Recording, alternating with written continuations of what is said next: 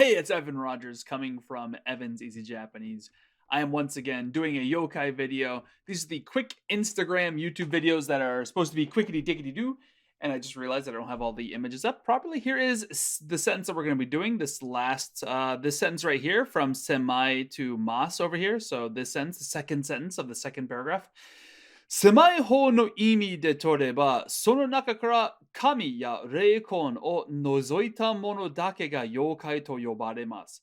That's too small. It doesn't have furigana, and it's a big long sentence without a bunch of Evan's awesome explanations. So let's go to the next thing that I have, which is this document, which I am creating and putting on Patreon, and I forgot to put the furigana on there. So let's do that real quick. Oh no, my computer is so slow. Why is it so slow? It's just adding furigana shouldn't be a big deal. All right, there we go.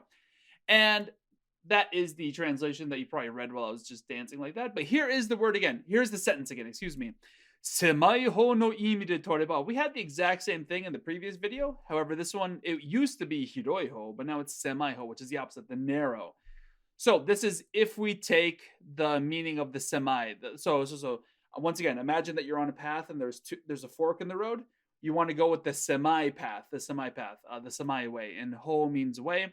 So the narrow way. So if we take the narrow meaning, the as opposed to other meanings, the narrow meaning. If we take the narrow meaning, sono naka kara. So this sentence immediately followed the previous sentence. So this sono is from those that we were talking about. From, and then the naka is like inside. So from kara, naka, the insides, which means all of the stuff that we were talking about in the previous sentence. Everything that has a personality, has an individual characteristic to it, and also has supernatural powers out of sono naka, out of those things. So this nakakara, from those things that we're talking about, out of those things that we just got done mentioning, that wide definition in the previous sentence. Let's scroll down. So if we take the narrower meaning out of those things that we were just talking about, here's the quotation mark from there until here. It's very short. Kami ya reikon. So kami is like divine supernatural deities. And then reikons are, I mean, I guess the dead are also supernatural, aren't they? So I guess supernatural deity isn't really good.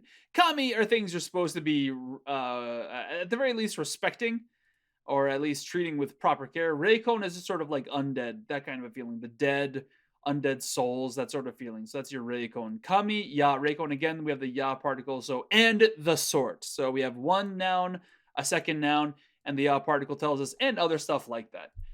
O nozoita, this nozoita is past tense. It's acting like an adjective. This means to remove, to exclude, to take out.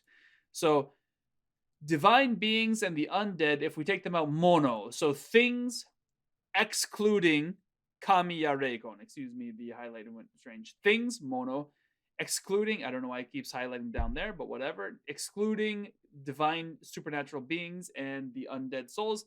Dake, only the beings that, from what we were just talking about, that whole supernatural powers having, and they have an individuality and a personhood.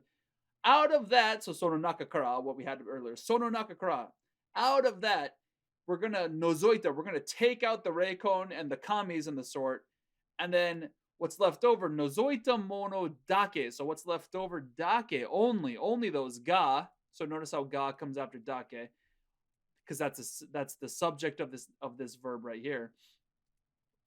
So only the things that are left over after we take those things out from the previous group, sore ga yokai to yobarimasu. Those things are called yokai. So one more time, taking the narrower definition, imi, from the group of things we were just talking about, the things that exclude divine beings and the undead, only those things are called yokai. That's how that sentence works. If you have questions, leave them in the Instagram comments or on the YouTube. Like, subscribe, share, leave comments, thumbs up, give me the homeboy yo dog. I don't know what I'm talking about.